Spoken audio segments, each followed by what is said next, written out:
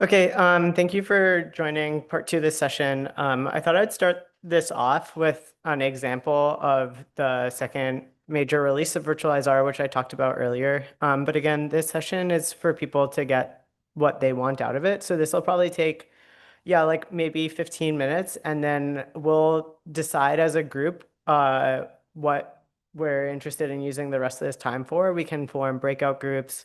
We could go through another exercise as a group on how to use this technology, etc. Um, and yeah, you're also welcome to float in and out of this room as like if you're most interested in the demonstration portion.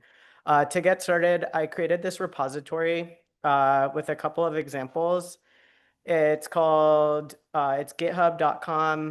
virtual-zar /ESIP 2025. I'll give this like at least 30 seconds for people to find this.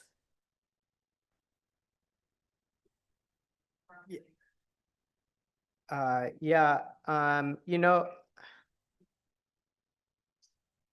I think I have edit access on this schedule, so I'll put it here in the second session in the description.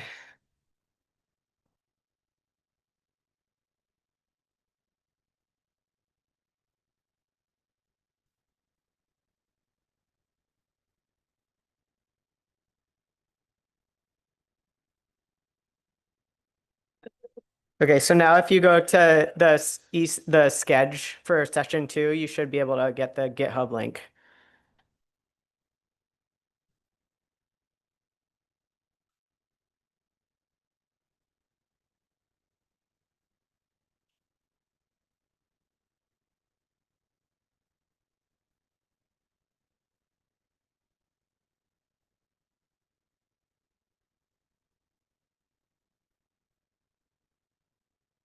Is anyone having some troubles finding it? I'll also put it in the.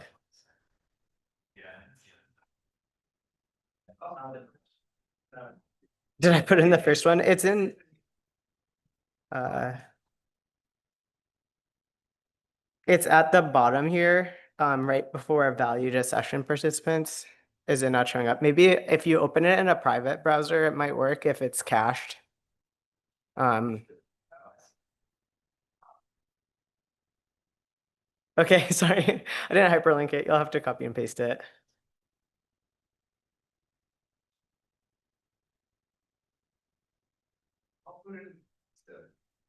Oh, that's a great idea, James. Thank you. And now it's also actually hyperlinked.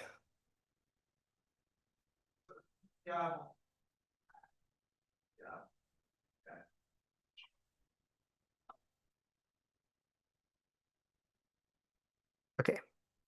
Um, so when you're in this repository, there's two options. One, you can run through this code yourself, or you can follow along. If you want to follow along, you don't necessarily have to clone the code. What you can do is click on this link in the right, and it takes you to the deployed version of the site. And so this homepage has the instructions for cloning the repository. This version is if you have SSH auth set up for GitHub. If you don't, you go to this green button and you click on HTTPS and then you copy that. So I'll actually add that to this. Oops, that's not the page, but um, that is how you can download the repository.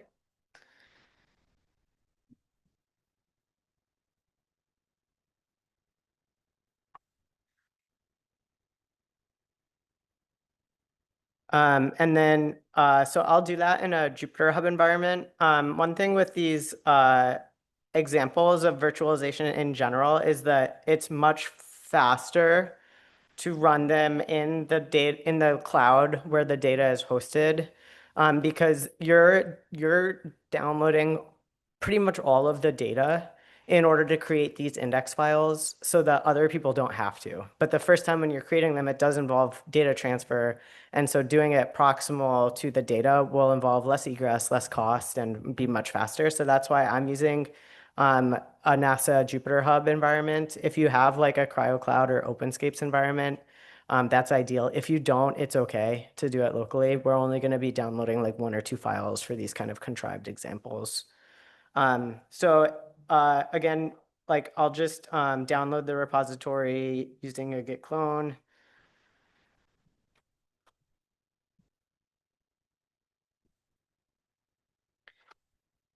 And then I'll open up that code. In here, there's docs and examples, and this is where the 2 notebooks that we're going through will be. The reproducibility of the environment is set up with Pixie. It's pixie.sh. So that is how you can install all the dependencies in one go. Who here wants like, a few minutes to download Pixie and install the dependencies and actually be able to run the code versus like watching along? Can I get a raise? Yeah.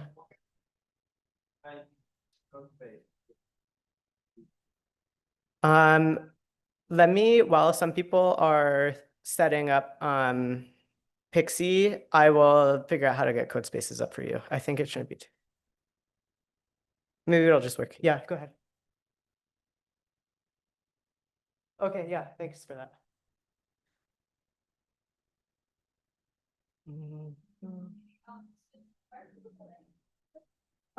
It is right in the schedule for Cloud Foundational to Emerging Cloud Native Technology Part 2. Near the bottom, there's example for Part 2, and it's the github.com. The question was, where did I put the link for the repository? Yep.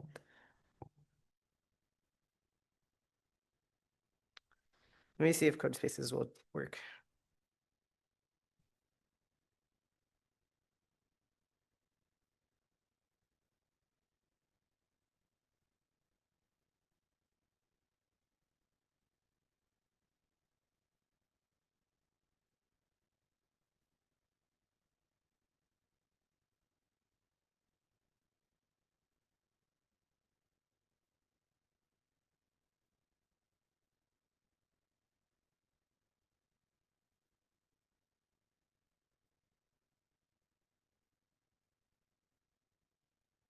So in the Pixie website, there's Pixie latest installation, which has Homebrew if you're on a Mac.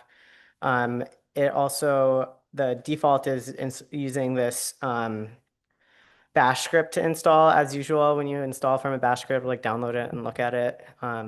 Make sure that trust what it's doing. And let's see if Code Spaces does work.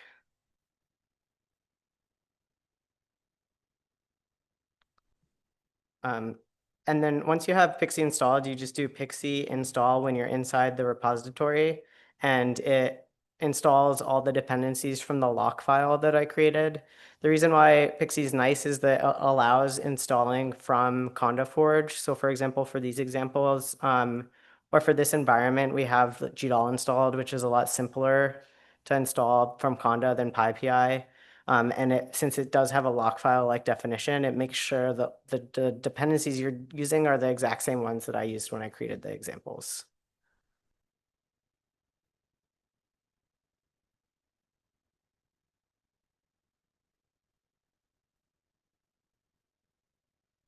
So on Codespaces, I open Codespaces. I am installing Pixie from the shell script and then restarting the terminal.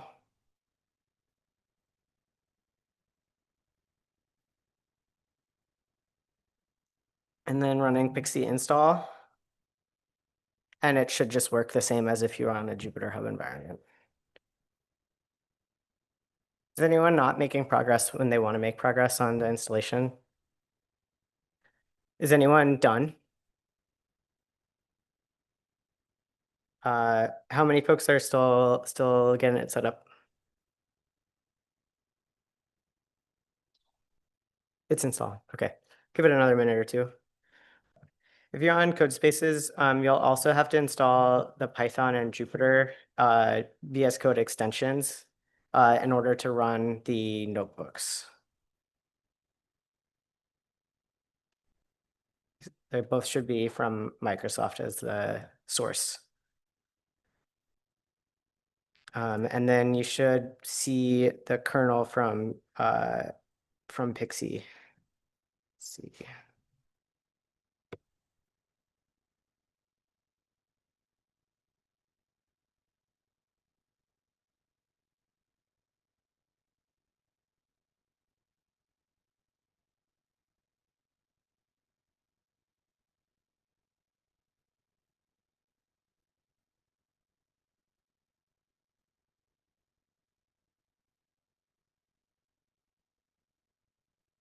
Okay, so then once it's installed, when you select the kernel in the Jupyter notebook, you'll see .pixie/ends default bin Python, and this is the kernel you select.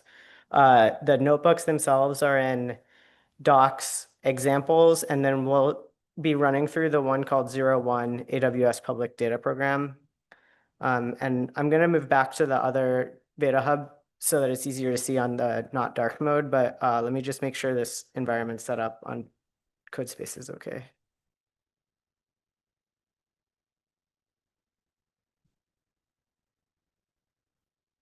Um, Looks like it's making progress. Okay, let's see.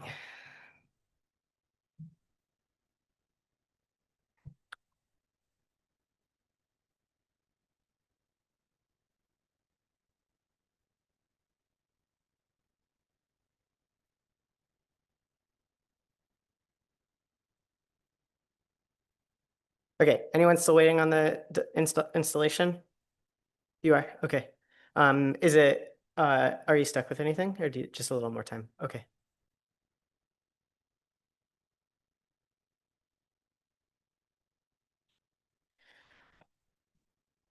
Um, while that's still installing, how is this visibility for folks? Does anyone, well, probably this thing doesn't help, but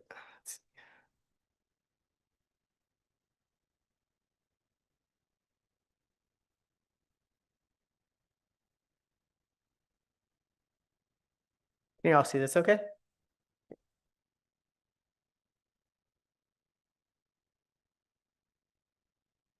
I'm gonna start with the explanation, and if it breaks, just let me know and I can help you figure that out.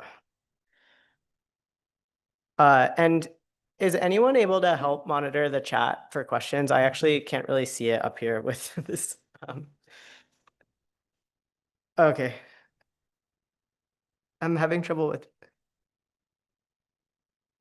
Um, that means the Pixie is not available on the Jupyter Hub, and so you will have to install Pixie.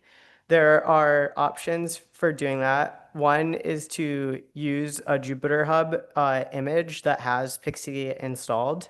Um, Another is to just install it using the instructions from pixie.sh.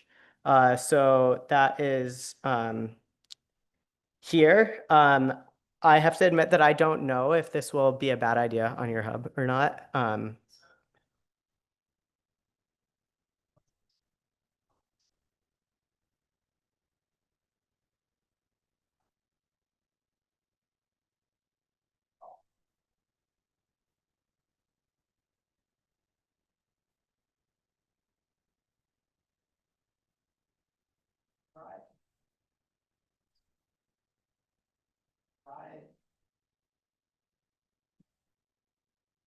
Try and give the path for where Pixie installs into. So do tilde/.pixie/bin/pixie space install after you do the curl, and it should let it install it, run the Pixie script.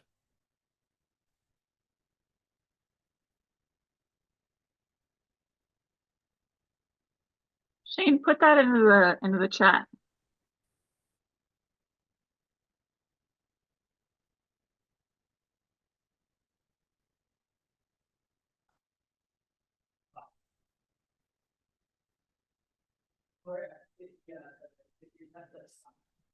I don't know if you can, there's actually, but let's use the cloud computing channel for this, so we're not, inundated.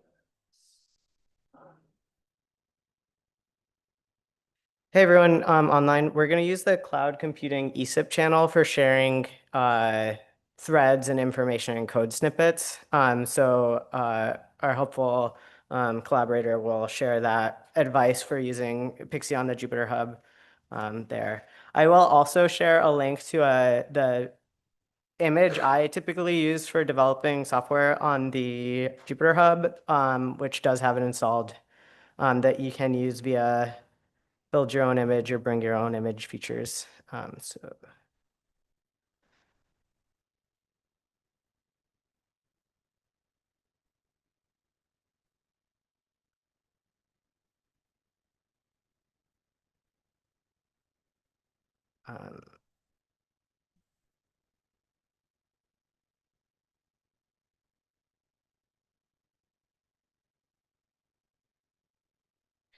and this is probably a good reason to add it to the Pangeo image that a lot of people use as their base, because it is a quite useful tool. Okay, I'm gonna start on this example. So this is a walkthrough of virtualizing NetCDFs, and we're going to use data from Amazon's Open Data program. And this is the same example we put on virtualized homepage. If you want to read more after, we did like a full revamp of the documentation. And are still looking for improvement. So if you find it useful or not, please let us know. The specific data set is this downscaled CMIP6 data. And as I mentioned, this data it's much faster to do this in the cloud. It's in US West 2. There's several imports we'll need. For this example, we use IceChunk, we use OBSTOR. If you weren't here for my talk earlier, I mentioned it briefly. It's a Rust-based, it's a wrapper around a Rust library called Object Store that provides it's described as the simplest, highest throughput access to data across AWS, Azure, and Google Cloud Storage. It's used by major tools like Data Fusion under the hood. And Kyle Barron has been bringing it to Python users. And Virtualize it's built around OBSTOR in a lot of ways. We're also using Xray and, of course, Virtualize. Were there any chat questions? Was the chat mostly about this install issue, or is okay? Thank you for helping fix it. The first thing we do is suppress some ZAR warnings. So ZAR v3 has one portion of the specification that is not yet approved. And because of that, when you run ZAR code with version 3, you get a ton of these num codecs. Codecs are not in version 3 specification. And you should be aware of that. And then you should probably suppress them so that you can see other errors that come up. Otherwise, you'll just be kind of seeing noise. Then we define the file we want to virtualize. Usually you'd use like a list operation or a regular expression to create a pattern of files and then create a list. But for simplicity here, we actually just define the bucket. So this first part of the URL is called the scheme. It says that you're using an S3 protocol. Then we have the bucket name, and then we have the path within the bucket. For those of you who are familiar with CMIP6 data, this is like the model, scenario, et cetera. Yeah. Do you mind using the microphone again? Thank you. Sorry, how do you, like once Pixie installs and it says the default environment has been installed, how do you activate it? So it doesn't show up as like a kernel option. In the hub. Yeah, so like it does install it. I'm just curious how you, like, is there like a analogous conda activate type thing? I think that conda activate would likely still work, but also I use VS Code. So there is this default, and then so if you click there, you haven't selected a kernel, then you'd see collect a kernel, and then you should see it in the path.pixie-ems-default-bin.env. Joe, do you have additional advice? Yes, the question was, how do I find the kernel for the Jupyter instance, for the Jupyter notebook?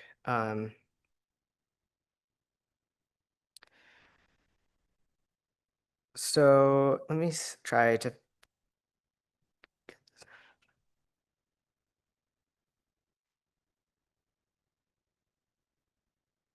Okay, I'm gonna need a second to.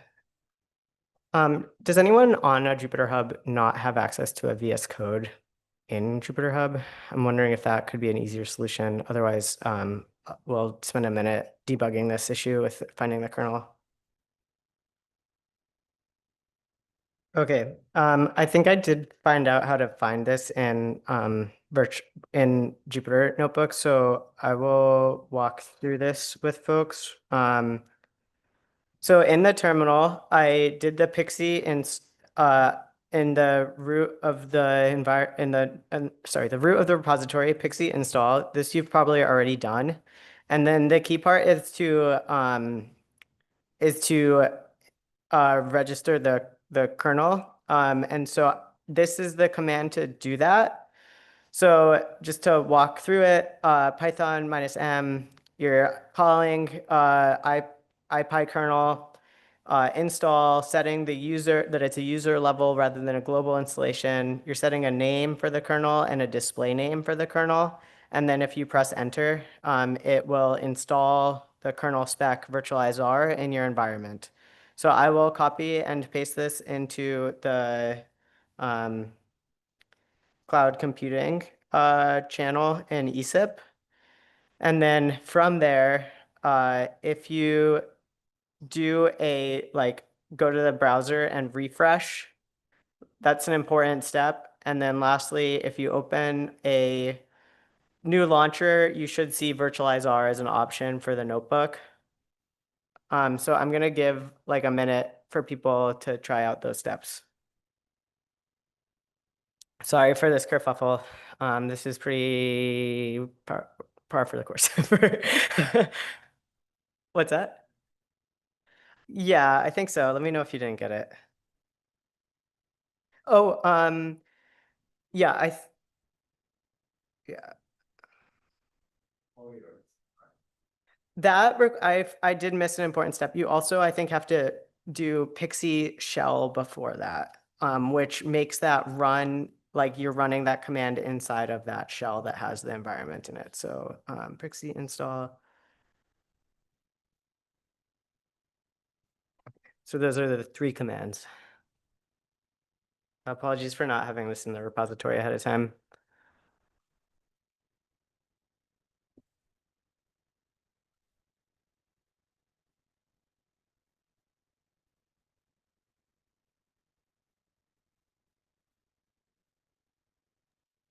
I didn't need to do the shell command.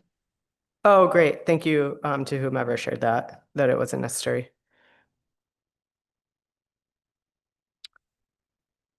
I'm gonna give it like a couple minutes, maybe like a minute actually, just because I know people might need that time.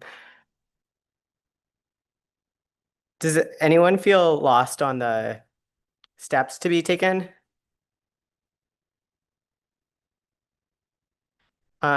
Jonathan, do you mind sharing what is not able to, what is failing in the import?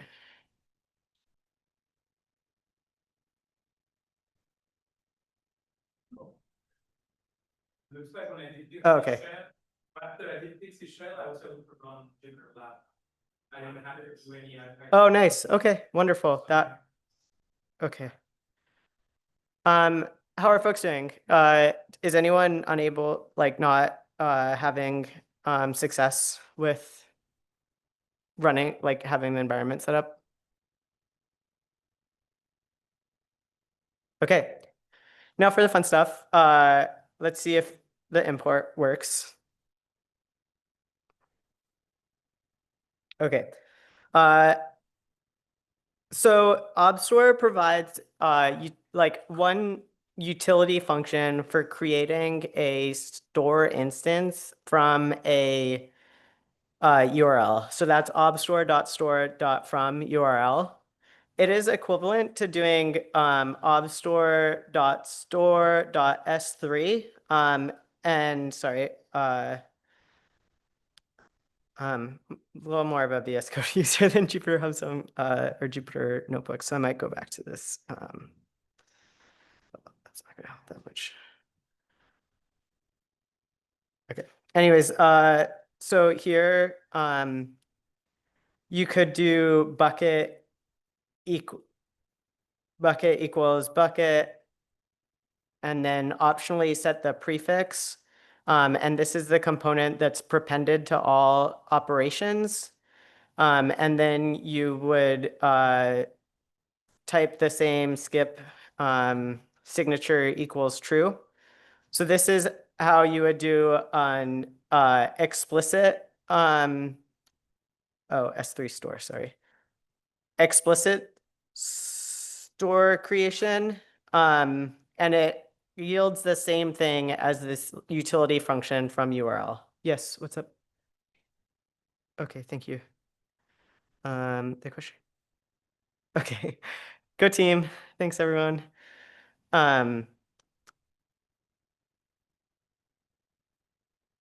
Okay, so now we have an S3 store, and this S3 store can complete async cloud object operations. So if you're familiar with get, put, list, etc., ObStore provides a convenient way to do that across different storage instances. The reason why it might be convenient to use from URL is because this would work if it's GCS, if it's Azure, etc. It's one function that you get used to versus having to create, like this would be Azure Store for Azure data. The other thing we need for a virtualizer to work is a registry. So this is a mapping between a prefix of a URL and a store. The reason we need this is the virtual ZARs contain references to original files, but you need to know how to access that data. And this tells your virtual ZAR in-memory representation what object store to use to get that data. So here again, bucket is the bucket for this data in AWS, and store is our S3 store. And a registry, you pass in a dict matching that bucket to this store. So anytime there's a path that starts with this, the virtualizar will use this bucket to access that data. Any questions? Or I guess, what questions do people have? I realize this is like a totally new API design pattern for folks. So that's why we're here, is to, yeah. Go for it. Prefix is the, like, if you had a file, it would be already in a file. Yeah, so if it were a local store, say that I downloaded this. Yeah, of course. Rich asked, what would this look like if it is a local store or a file on disk? So typically, let's actually do. So this is what my path is here for my data, and so if I had a file that was my data.nc, to create a object store, I would do obstore.store.from URL. And you can create a URL even from an on-disk file because the scheme for a file is file : // This is like like the how it's defined in URL syntax. Like S3 compatible APIs use S3 : / local files use this, and then pass in your file path. And now, oops, no such file and directory. Well, let's like, I can actually, I don't need the, I can pass it to the directory, which does exist rather than the file. And so now it should work. So now I have a local file store for this like directory. And if I were to create the registry, so object store registry with anytime there's a file URL, so any file will use this local store. And you can get as specific as you want. So it's typically for local files, good practice to like restrict what the object store can access. So right now, this, because it's just the scheme, it can read from anywhere in your hard drive. But if you want to be a little bit more restrictive, you can be more like specific about your prefix. And so now the object store and virtual.zar can only read from files within this folder recursively. So generally it's good practice to be as specific as appropriate for the distribution of your data. Yeah, any questions on that answer?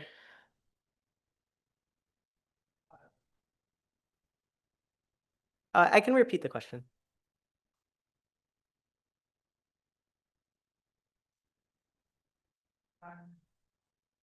The question was, is object store standing in for FSpec because it's faster?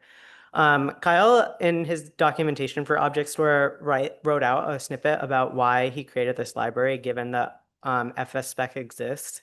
And his primary motivation is that ObStore is designed around a cloud native abstraction, whereas FSpec, it's called file system specification. It's adapting cloud object storage to file-based access patterns, and that creates some like nuances that don't work for all use cases. That was a primary motivation for creating ObStore. The reason I'm really excited about ObStore is that it has this explicit definition of parameters. So for FSpec, you would often do like XR open dataset, file path, storage, options, equals, maybe there'd be a remote options equals a non.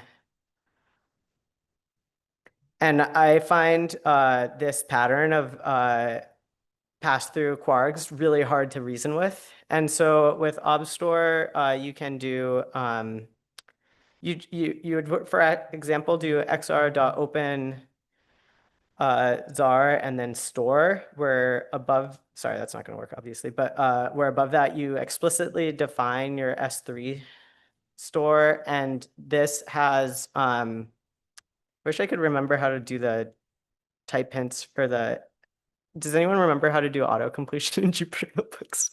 I don't, but it has, it allows you to, like, for example, you can finish everything.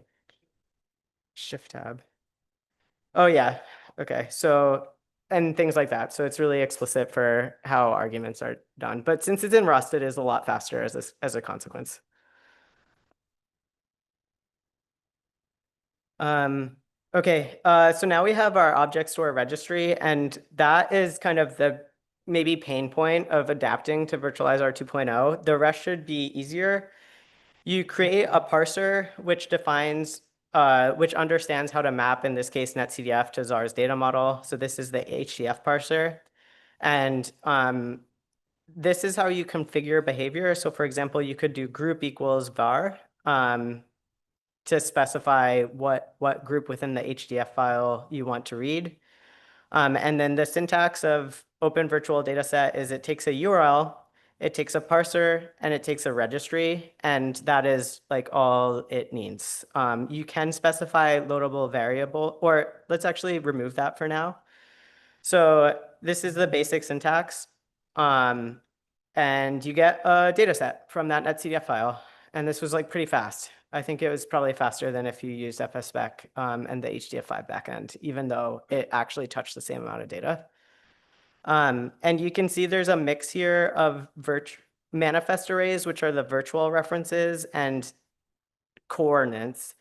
And the reason this is X-Array's default, and the reason it does that is if you create virtual references to like a chunked time file, it's much less performant than if you, what Kerchunk would call inline or virtualizr would call manifest those to the storage. So you actually store those as native data.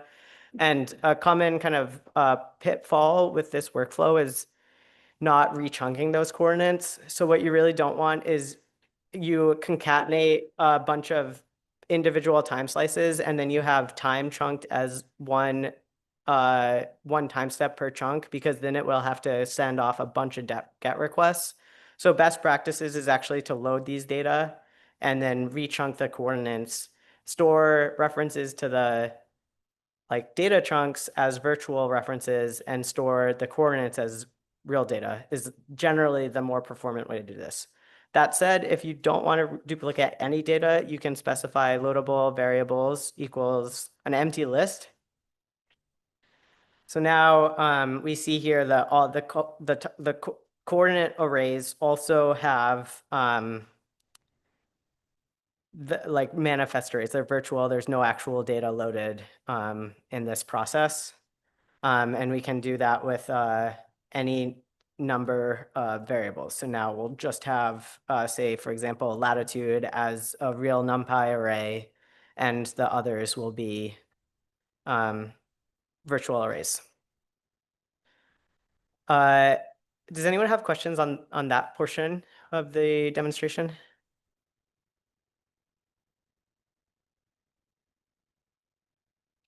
Okay, I wanted to highlight that, once again, these data aren't loaded. So for example, if we return this, we can show the original size.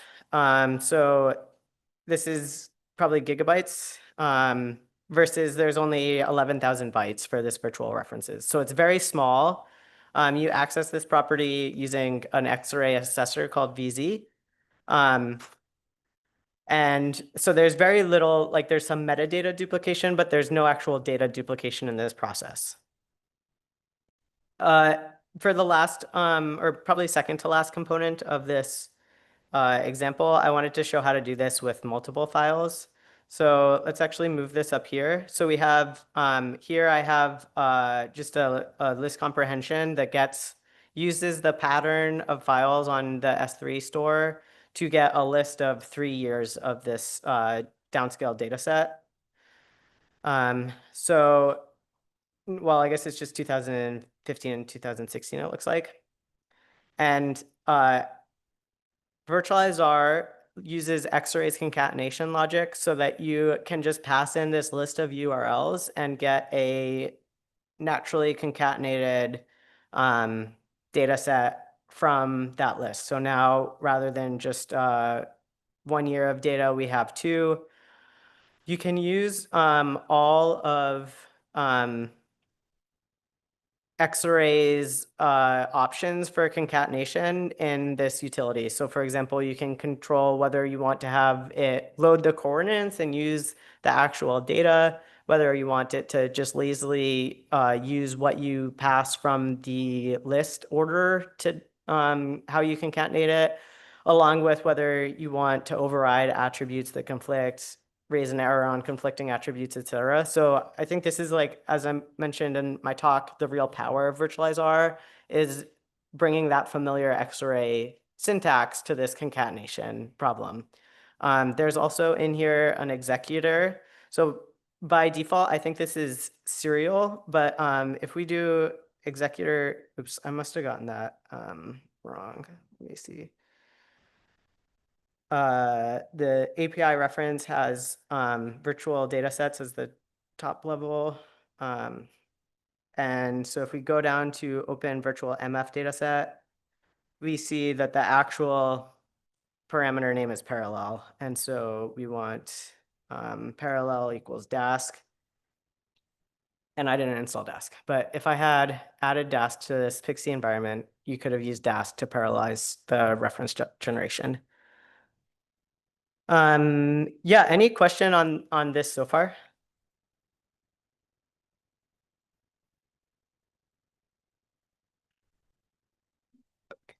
The second to last part I wanted to show was how to actually persist these references. So now here we have this virtual data set. It contains references to two different netcdf files, and we want to store that. And there's two ways to store it. One is Kerchunk, which has two options. It can store it as a JSON or a Parquet. The JSON does not scale well. Parquet scales a little bit better. Still, like it's not optimally scalable. But if you do want to use those file formats, and I know a lot of people already are, what you do is VDS, which is the name of your data set. You use the virtualized R accessor, which is called .vz, and then you do to Kerchunk. And then I think there's a format, let's see, format equals. And so I'll do dict, which actually writes it out to just a dictionary, not a JSON on dict. But now we see that this returns the Kerchunk dictionary that you could store in a JSON. Another newer option is IceChunk, which Lindsay gave a great talk on earlier today. And so I'm going to go over how to store it with IceChunk as well. Wow, I kind of regret that decision. But here we are. So IceChunk has different storage options similar to ObStore. So for example, there's let's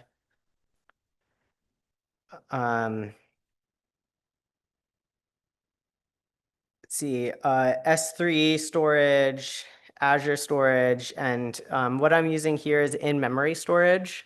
So this doesn't actually write anything to your file system, and so it's kind of nice because you don't have to remember to delete anything ever. I think that this is like a kind of a case in which we end up charging CryoCloud a lot of money because we like write a bunch of data as a tutorial and then never delete it. So that's why for tutorials I usually use in-memory storage, even though in practice you're probably not going to use this. So the first command is to create a new IceChunk store.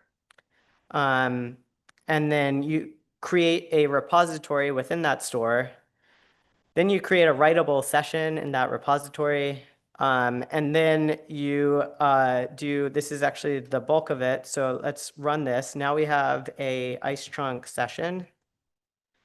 And now we can do vds.vz, same virtualize our accessor, and then to IceChunk. And we do session, and a session has a store. So we do session.store. And then we commit it. So IceChunk is like Git in a lot of ways. So you want to like actually commit your data to persist it. Otherwise, I'm not sure exactly what happens. Maybe Lindsay can.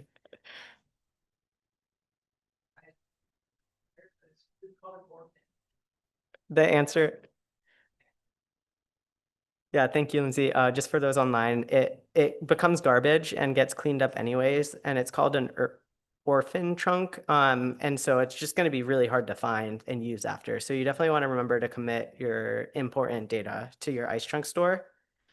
And it gives you a hash, just like success, yay. And then we can use this. So usually you'd actually like use this later on, but just to show how the API would look like, I would create a reference to that memory, create or open the repository, not create it, and then create a new session. So here I'm using a read-only session rather than a writable session, and I can pass that to Czar, and now I get like a fully regular data set. I don't think I even added matplotlib to this environment, so I can't really plot it, but you can see here that it's a NumPy array loaded into memory.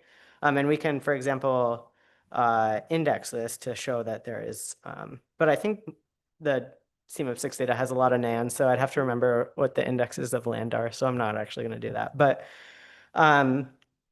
that is how to use IceChunk to store the virtuals are. Does anyone have any questions for that? Yeah. But if you don't look at that active save it to Czar or not, Mhm. that's a change of the end result is what it decides it. what your time went on or if you decide to mapping to it. Yeah, definitely it does change it. If you do loadable variables, we might actually this is an example, right? So this is the Kerchunk JSON, and time is the array. There's no chunking along the time dimension, and so there's just one key here, 0. It's the key of your single chunk. And then Kerchunk stores what it calls inlined arrays as base 64 encoded strings. And so this is your actual time data because you loaded the time, like coordinates. And Ice Trunk would store this as a compressed blob using Czar's kind of specification, but there are like additional features on top of it. So that is kind of one of the main reasons why the Ice Trunk format is much more scalable than using a JSON, is that you can actually compress the data rather than just basically base 64 encode it. But when you do loadable variables, you're saving actual data, you are doing data duplication. And when you're not, then you are just storing references. And I apologize to those online. The question was, what is the impact of loadable variables on the serialization of the data? Yeah, James. Yeah, sorry. Thanks. Yeah, 'cause I'm the one that's always griping when the microphone doesn't get passed around. So anyways, okay. So earlier in the demo you had that the bucket and the store. So does that is that tuple that it's actually probably a dictionary, but anyways, we'll call it a tuple just for whatever. That's homogeneous, right? Everything in there has to be structurally homogeneous. Yeah, the typing is I'm not let me go through let me show you the typing, and then we'll go through an example and then see if that clears it up. Does that Okay. sound okay? Because I'm not sure if I can explain it well with just words. Okay. So in let's see where it is. Objects store. Okay, so this is the actual class. It takes a dictionary of URL, which is just an alias for a string, but I did a type alias to know that it really does expect the URL syntax, so file :// h3, etc., to an object store. And so we can go to object store and we see that there are options here. You can have an S3 store, Google Cloud Storage, Azure HTTP local memory. And so these are all the valid object store subclasses. And for the value in this key value mapping, you can have any of those. So, and that's like, I don't think people will do this option often, but we wanted to have the option that people could have a virtual store that references some data on Azure, some data locally, et cetera. And that's why that happens. And actually thinking about this, the main reason why we did this design is for DMRPP files, because you can have one store that can read those and another store that can read the actual data. So thank you for DMRPP.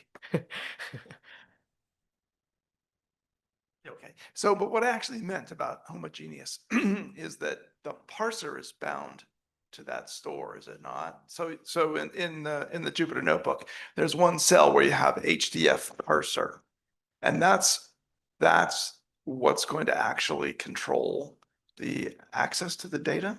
Mhm. Yeah. And so what I meant by homogeneous is that everything in there has to be HDF5 or GRIB or one or the other, exclusive or. Yeah. Yeah, Open Virtual Data Set and Open Virtual MF Data Set accepts a single parser.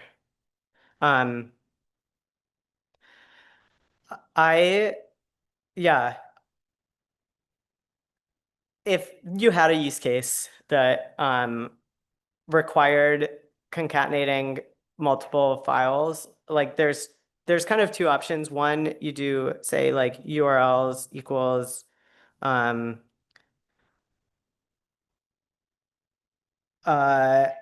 then you would do netcdf for the netcdf ones.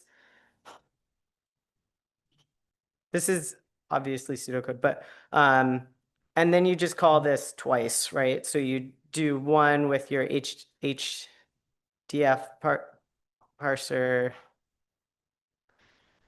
and then you do another with your Sean Harkins made a her parser. And now you have two virtual data sets that both have XRA compatible ACIs. So you can do XRA.concat BDS1, BDS2. So that's how you would work around it currently. Cool, thanks. Yeah. I'd be curious to know like if you have data in mind for that. Yeah, does anyone, any other questions right now? I did want to show off one other thing. That was a kind of,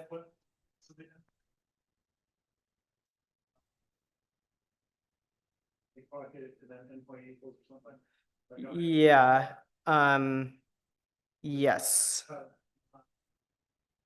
I think it's, I wonder if there is like just an endpoint. No, client options. You just, there's a parameter that I can't remember off the top of my head that's like endpoint, and then you pass in what the endpoint is.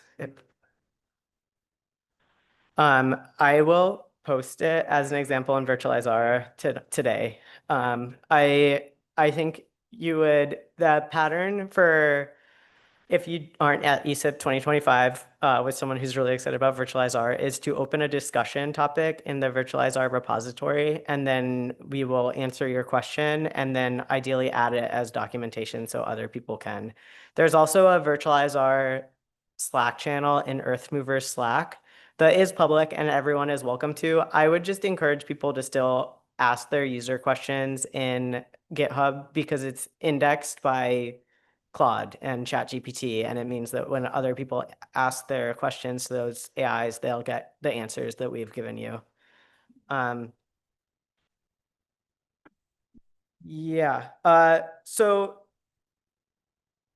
there's the parser is defined by a protocol. And so this means that that parser argument can be any class that implements a call method that takes a URL and a registry and returns a manifest store.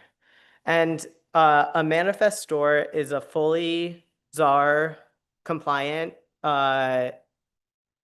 implementation.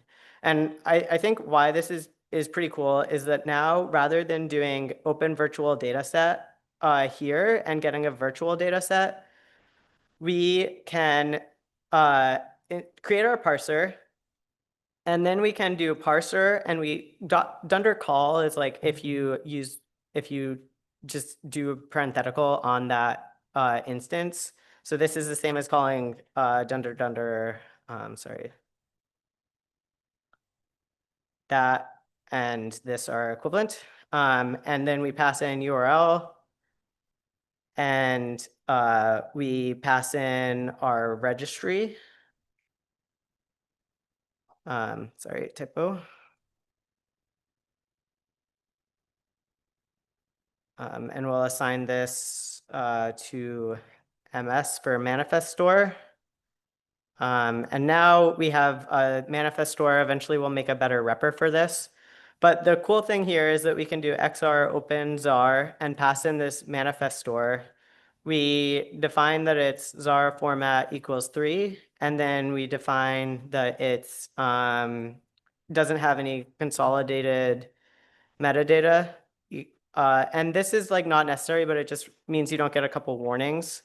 And so now if we run this, oops, yeah, every time.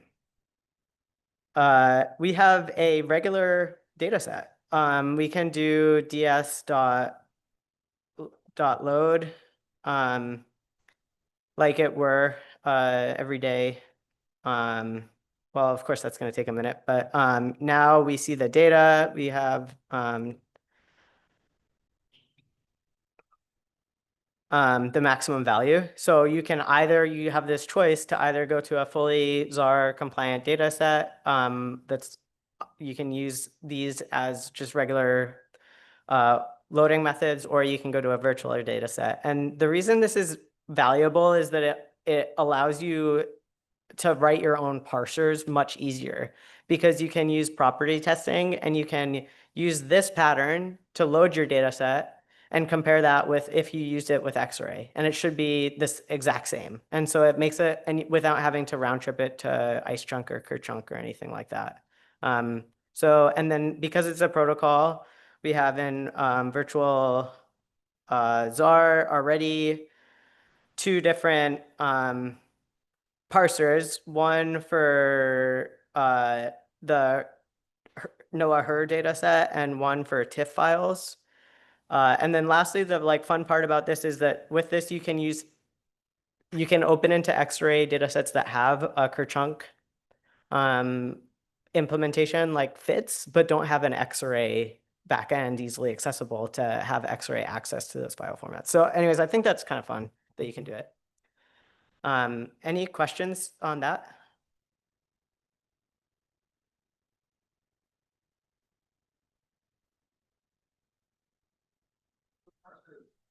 Very, very general,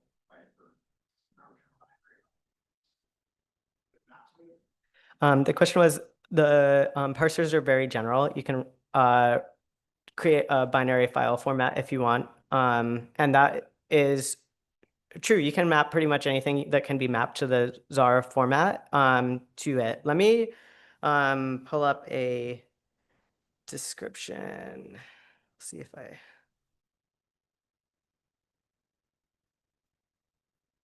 see.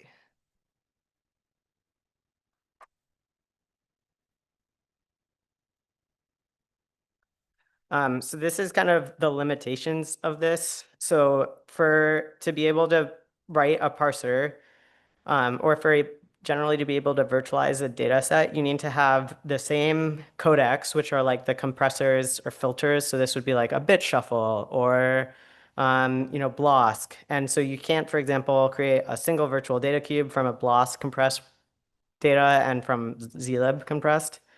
You also have to have heterogeneous data types. So for example, it can't virtualize float 32 and float 64 into a single array. You can create multiple arrays from those, but not a single one.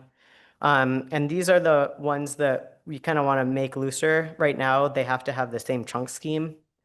And it also just has to be structured data. So this is where probably some like regular binary files or like a text file is not structured. So it can't really be mapped to czar's data model unless you just make it a column, but still not as useful. So that's kind of like the main limitations of this approach.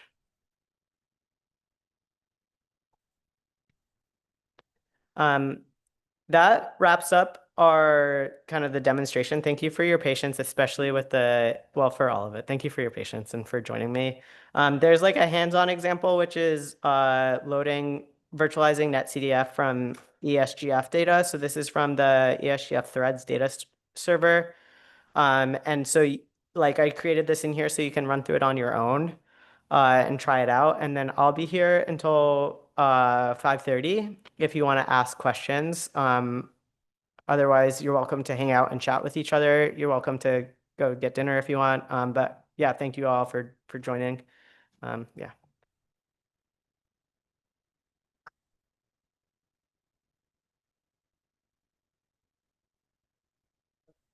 This ask for help has a lot of responses. Oh, yeah. The question was, where do you ask for help that has Claude auto responses? I want to clarify that we don't have a chatbot in our GitHub repository, but I think that all those AI services regularly crawl GitHub.